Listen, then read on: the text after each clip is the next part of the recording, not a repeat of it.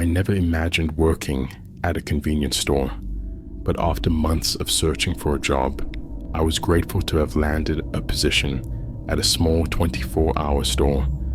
As a recent college graduate with a degree in marketing, it wasn't exactly the dream job I had in mind, but it would do for now. I was excited to start my first night shift, as I had always been a night owl, and the thought of a quiet and peaceful shift appealed to me. My manager, Mrs. Jenkins, gave me a quick tour of the store and showed me the ropes before leaving me to manage the store by myself.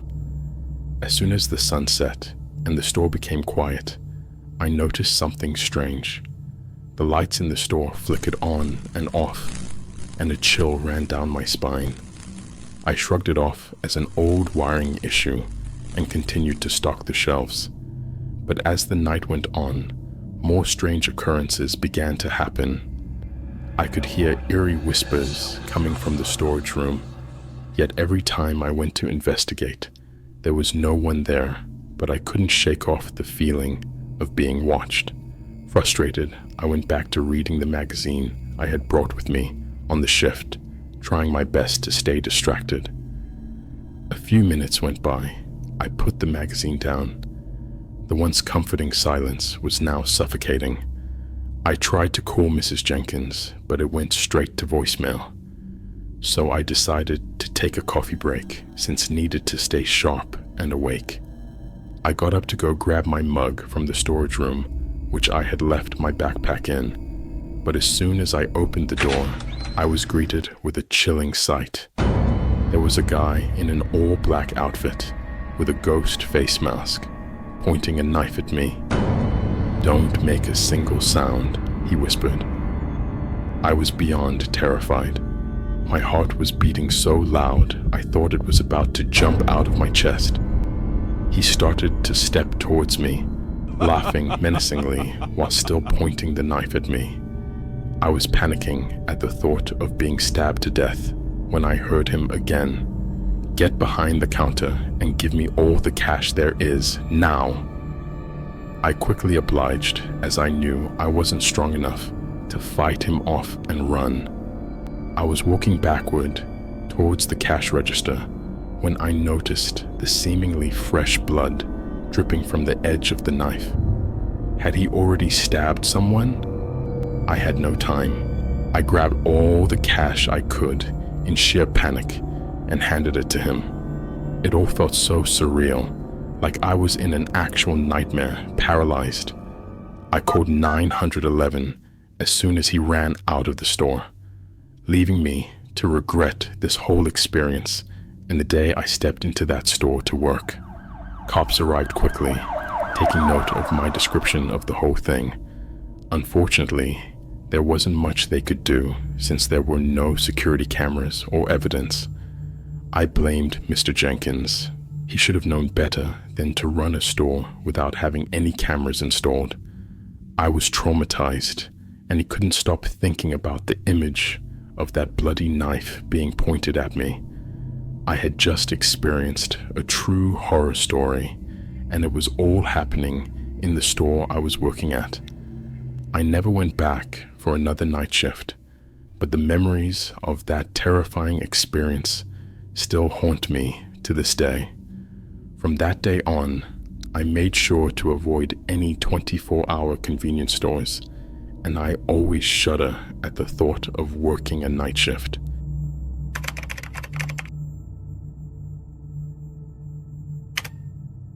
It was a dark and stormy night, and I was on my first night shift as a nurse at the isolated hospital.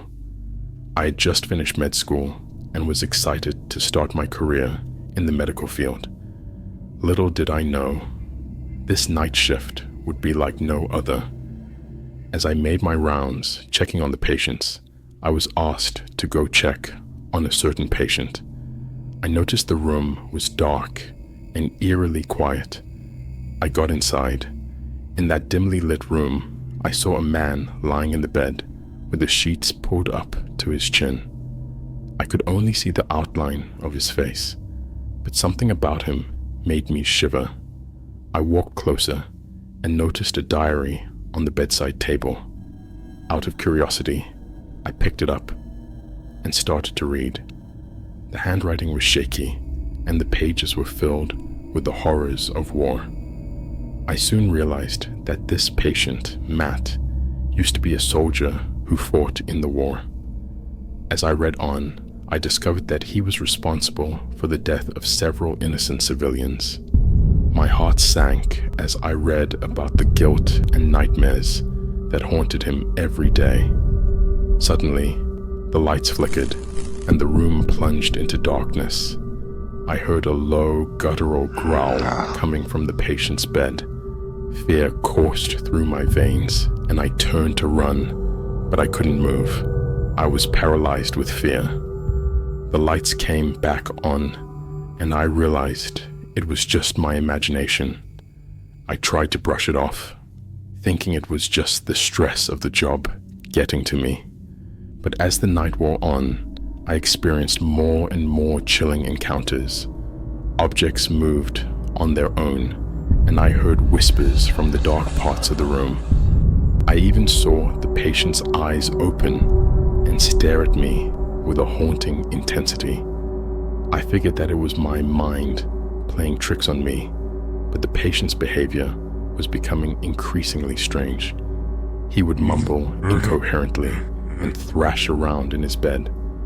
The dark visuals in the room became more and more terrifying, and I couldn't ignore the feeling that I was experiencing. As the night progressed, the patient's behavior grew more erratic, and when I wanted to give him his medicine, he grabbed my hand and with an eerie grin whispered, "It was me. I killed them." My fear intensified. I couldn't shake off the feeling that I was trapped in a room with a murderer soldier. I tried to calm myself down and tell myself that it was all in my head, but the more I tried, the more intense the fear became. Finally, as the morning came, I realized that it was all from my lack of sleep and the insomnia that I had been experiencing. I had let my mind run wild, and it had created this terrifying experience for me. I let out a sigh of relief, grateful that it was all over.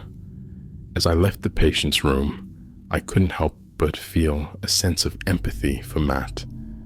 I couldn't imagine the horrors he must have gone through during the war and how it had affected his mental health. I made a mental note to check on him more often and to be there for him if he needed someone to talk to. From that night on, I made sure to get enough sleep and take care of my mental health. I learned that sometimes our minds can play tricks on us, and it's important to take care of ourselves. As for Matt, I hope that with time, he can find peace and heal from the traumas of war.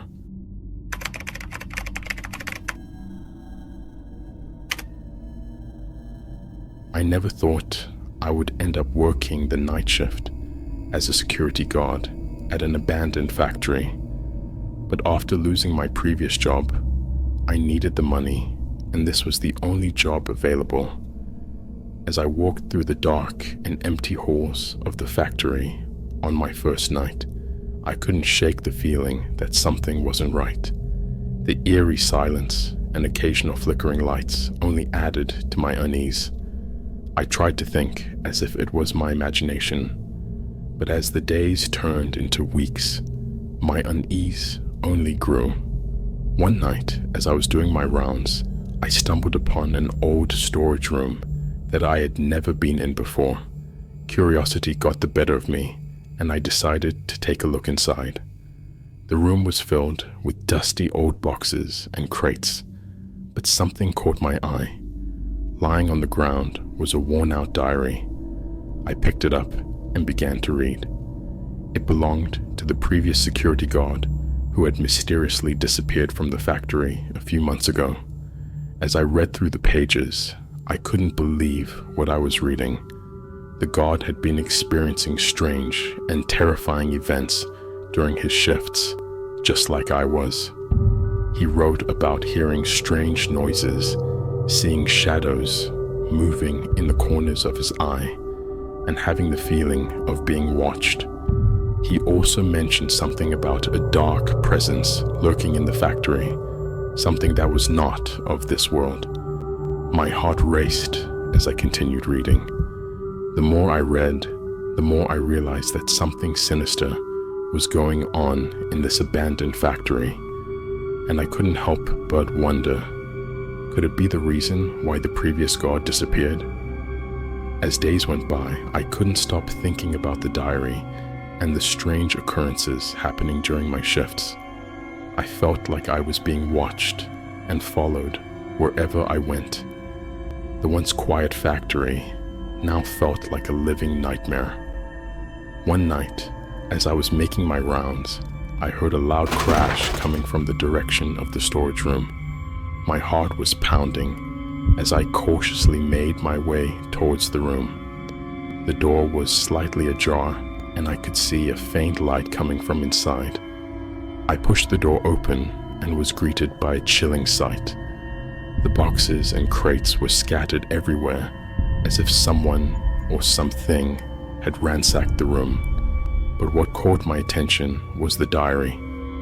It was open on the floor, and the page it was opened to send shivers down my spine. It was a drawing of a dark figure with glowing red eyes. I knew then that I was not alone, and that whatever was haunting this place was after me. With trembling hands, I closed the diary and made my way back to the security office. I couldn't take it anymore. I had to find out the truth behind the disappearances and put an end to this nightmare. I spent the rest of the night going through old records and documents, trying to piece together what had happened in this factory. And finally, I found it. The factory was built on an ancient burial ground, and a dark ritual had been performed by the previous owner, which had probably awakened an evil entity. As the first rays of sunlight began to fill the office, I knew what I had to do. I grabbed some supplies and made my way to the storage room. I performed a ritual to banish the evil entity back to where it came from. And to my relief, the strange occurrences stopped. I quit my job as a security guard at the abandoned factory and never looked back. But the memories of my time there still haunt me. I will never forget the night shift horror that I experienced, and I can only hope that no one else will ever have to go through the same thing